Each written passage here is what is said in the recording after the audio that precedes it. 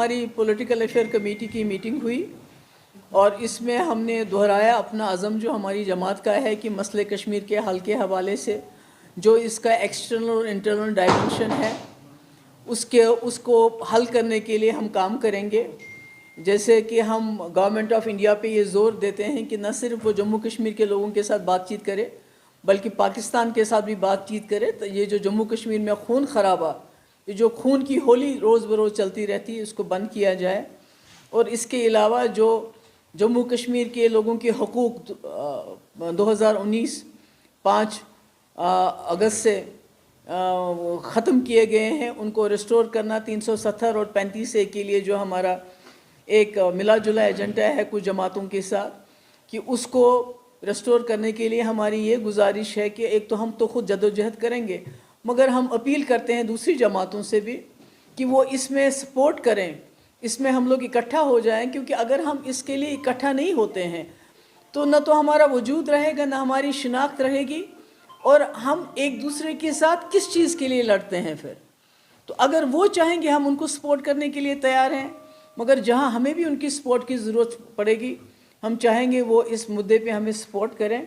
और इसके अलावा जो यहाँ किलिंग्स जिसमें जो यहाँ के लोग चाहे मुसलमान हो, चाहे सिक्योरिटी फोर्सेस का आदमी हो, चाहे पुलिस का हो, ख़ासकर जो हमारे कश्मीरी पंडित भाई, जो हमने एक माहौल बनाया था 2002 के बाद इनको वापस लाने का, इनको यहाँ बसाने का, उसमें काफ़ी बड़ी रुकावट आ गई। ये जो पिछले 1 साल से यहाँ टारगेटेड किलिंग्स हो रही कश्मीरी पंडित्स की, और मरकज़ी सरकार पूरी तरह से नाकाम हो गई है। हालांकि वो इनका इस्तेमाल करती है हर इलेक्शन में वोट लेने के लिए, मगर इनको बसाने में, इनको तहफ़्फ़ुज़ देने में पूरी तरह से नाकाम हो गई है। इसके लिए हमारी पार्टी वादाबंद है कि जो कश्मीरी पंडित है उनको जहाँ भी हैं उनको जम्मू कश्मीर में, ख़ासकर कश्मीर वादी में बाइज़्ज़त तरीके से वापस लाना है। और ये जो 25 लाख वोटर्स, वो भी डिस्कस हुआ कि ये क्या मामला है कि बाहर से 25 लाख वोटर आएंगे। ये जो हम पहले से कहते थे कि बीजेपी जम्मू कश्मीर की डेमोग्राफी चेंज करना चाहती है, वो यहाँ का जो रेशियो है मेजॉरिटी और माइनॉरिटी का, उसको चेंज करना चाहती है। इसके बारे में हम वार्न करना चाहते हैं गवर्नमेंट ऑफ इंडिया को। इसके नताइज अच्छे नहीं होंगे, क्योंकि ये तो फ़लस्तीन नहीं है और ना आप इज़राइल हो। ये एक मुल्क है, एक डेमोक्रेटिक सेकुलर मुल्क है जिसमें हम रहते हैं, जिसके साथ हमने हाथ मिलाया है। हमने खुदा ना खास्ता किसी ऐसे मुल्क के साथ हाथ नहीं मिलाया है कि जो हमें जिन शर्तों को हमने हाथ मिलाया था कि उन शर्तों को मसक करके वो हमें अपने साथ घसीटे। ये मेरे ख़्याल में ये ठीक नहीं है। इसके नताइज जो हैं बहुत ख़राब हो सकते हैं।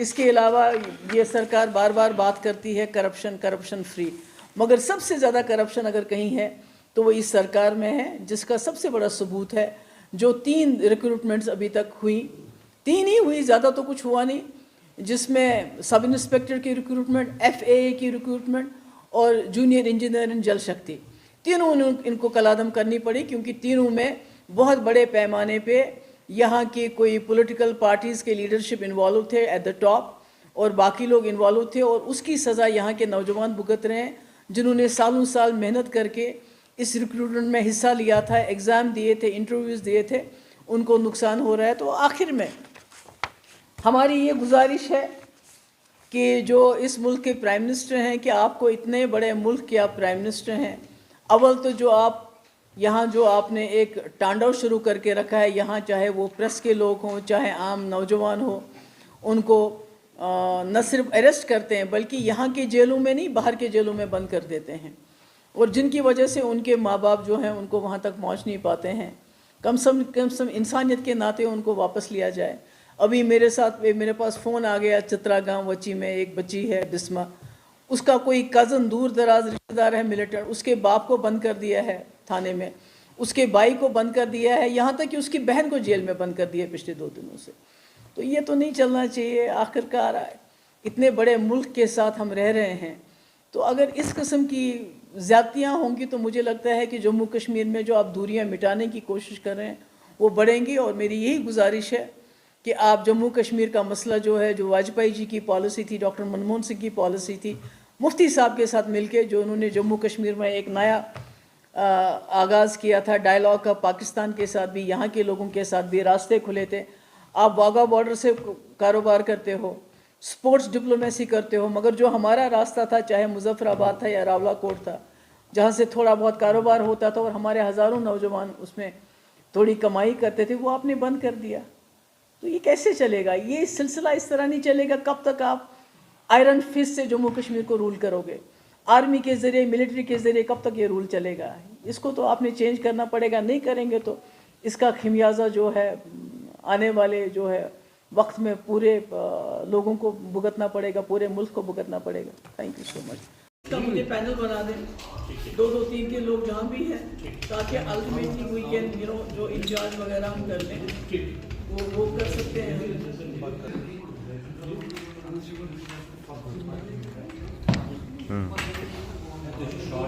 چیت کچھ نہیں سوال یہاں سے ہوگا.